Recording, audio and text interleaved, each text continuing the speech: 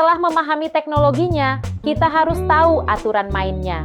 Di Indonesia, akuntansi sangat adaptif melalui SAK atau PSAK.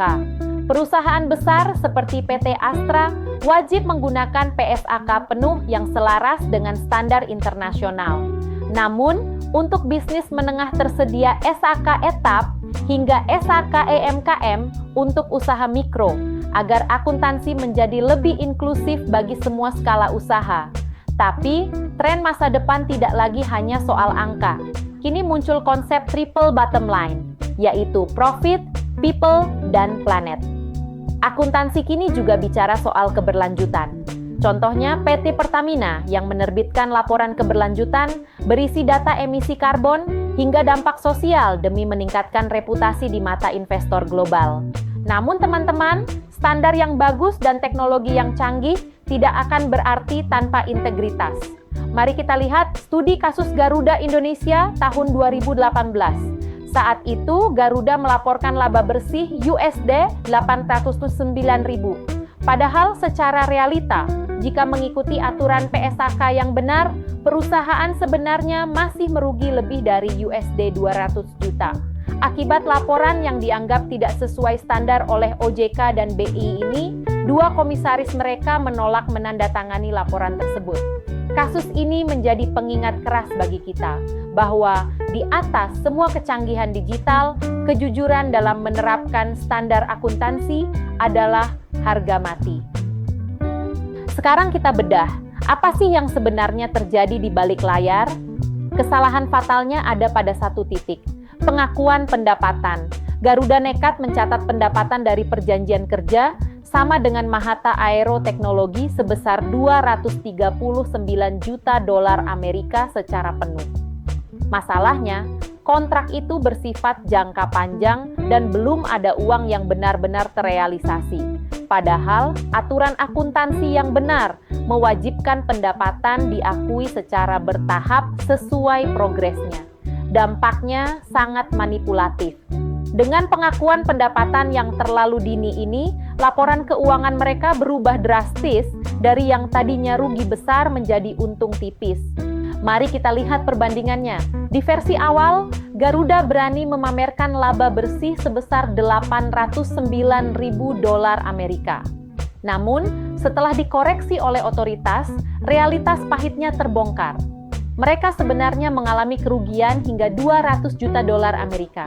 Meskipun pendapatan total mereka tetap berada di angka 4,37 miliar dolar, manipulasi di baris laba rugi ini menjadi bukti nyata bagaimana salah penerapan prinsip bisa menyesatkan investor dan publik.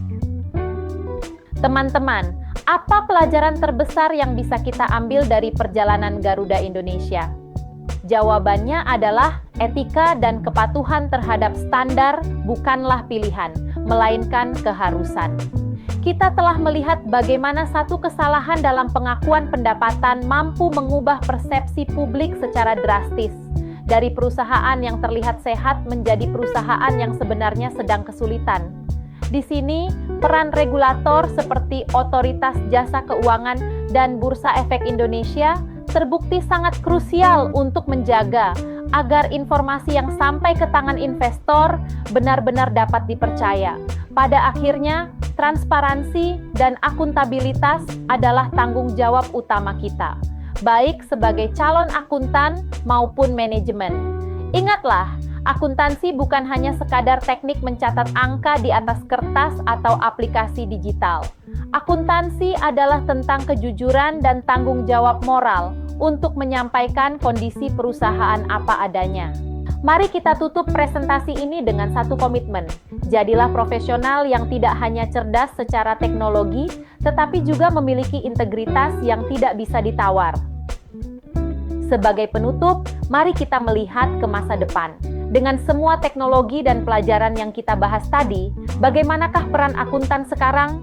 Jawabannya adalah, profesi ini sedang berevolusi. Akuntan modern tidak lagi menghabiskan waktu berjam-jam untuk entry data manual. Penggunaan berbagai software akuntansi telah menciptakan efisiensi yang luar biasa. Ditambah lagi dengan teknologi cloud accounting, kita sekarang bisa mengakses data keuangan kapan saja, dan di mana saja secara aktual. Bahkan, kehadiran data analytics dan artificial intelligence bukan datang untuk menggantikan kita, melainkan untuk memperkuat peran kita. Otomatisasi laporan ini memungkinkan akuntan untuk beralih fokus. Dari yang dulunya hanya sekadar pencatat angka, kini menjadi analis yang memberikan wawasan mendalam bagi keputusan bisnis. Jadi di era digital ini, seorang akuntan bukan lagi seorang tukang catat, melainkan mitra strategis yang memastikan bisnis tidak hanya transparan, tetapi juga kompetitif dan inovatif. Terima kasih.